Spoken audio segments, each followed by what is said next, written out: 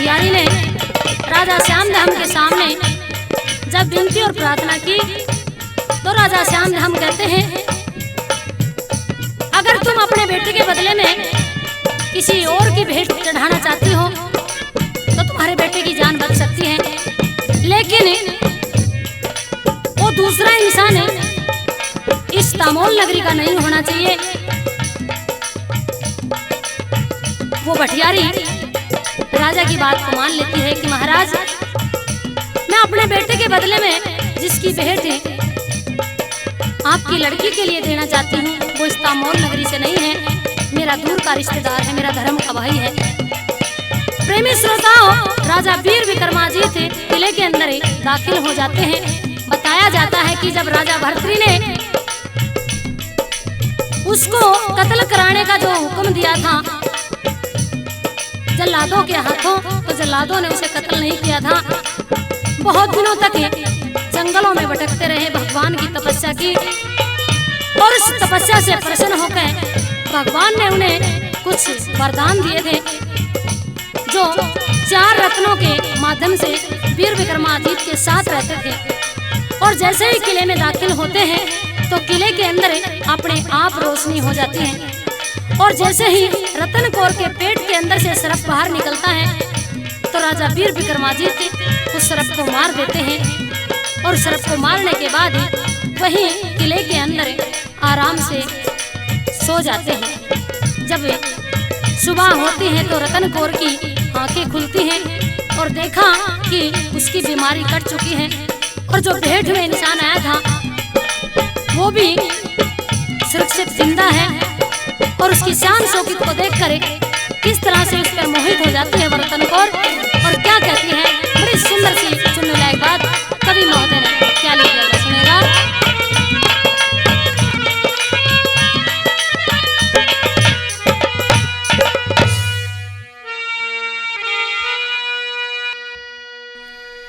बोलियो मुद्दत की बीमार पड़ी थी, होतन जान बचा दी मेरी,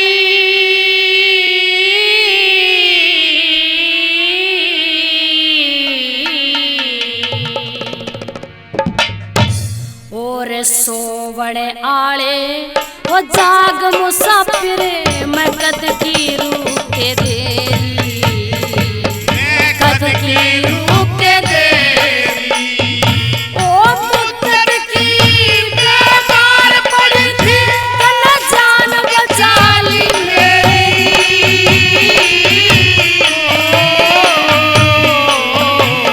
सोवड़े आले जाग मुसाफिर मैं कद की रूह के देरी, कद की रूह के देरी। सोनू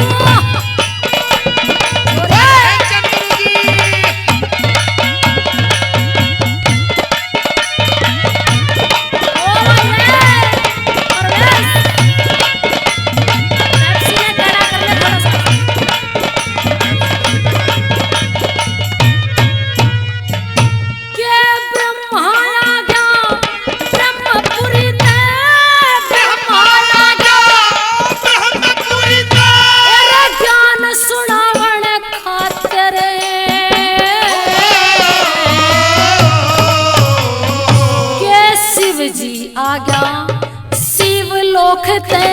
वो राख रमावण खातिर, राख रमावण खातिर के विष्णु आ गया सत्य लोक ते मेरा सत्य अजमावण खातिर,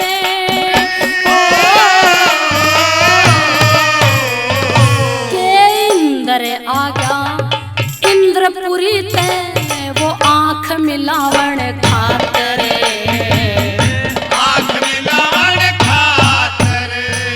तेरे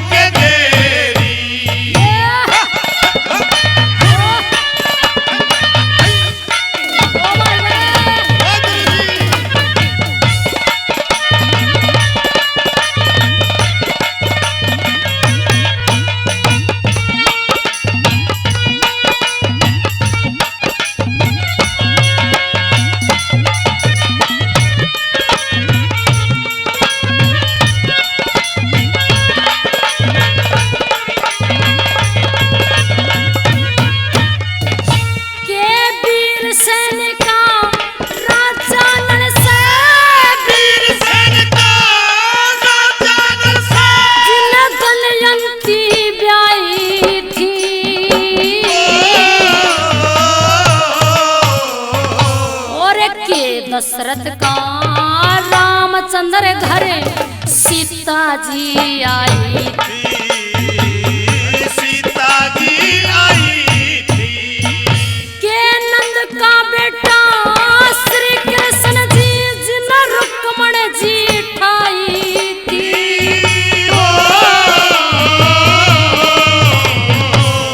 के कुंती का अर्जुन से जिन द्रौपदी परणाई थी द्रौपदी परणाई थी ओ पांडवा बिना मन कौन डांट ले पांडवा बिना मन कौन डांट ले अरे रंग के घरा बछेरी छोरे जाग मुसाफिर कद की रूप देरी मैं तो कद की रूप देरी अरे निगाहें मिलाने को जी चाहता है निगाहें मिलाने को जी चाहता है ओ निगाहें मिलाने को जी चाहता है दिलो जान लुटाने को जी चाहता है दिलो जान लुटाने को जी चाहता है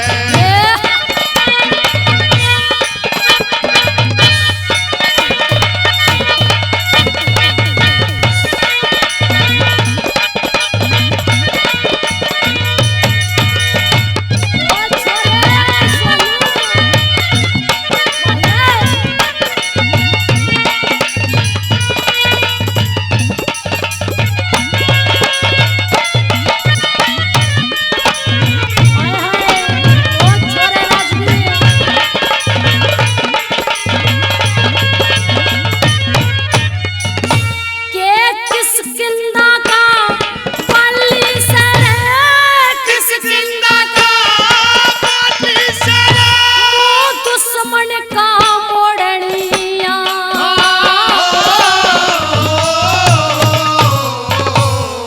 के अंजनी का अनुमान से लंबा पुल जोड़निया लंबा पुल जोड़निया ओ के राजा दुष्यंत भूप से सिर ठाढ़े का फोड़निया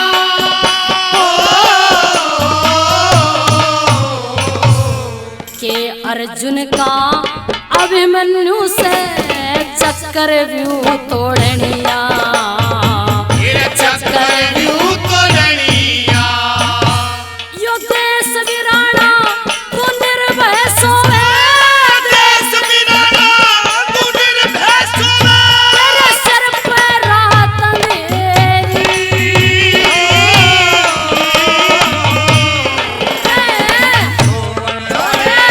जाग मुसाफिर कद की रूप देरी मैं तो कद के रूप देरी ओ भाई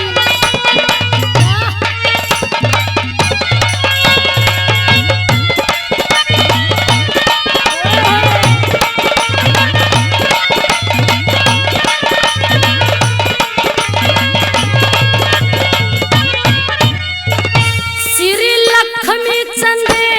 छैल छतरी के लक्ष्मी चंद्र छल छतरी के सर पे छां कर लूंगी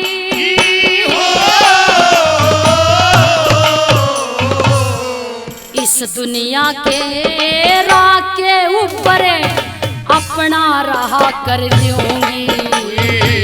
मैं अपना धरा कर लूंगी ओ अपने पिता के दौरे जाके अपने पिता के धोला जाके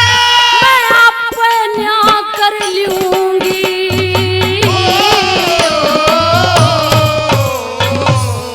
दिन लिकड़ के ही देख लिए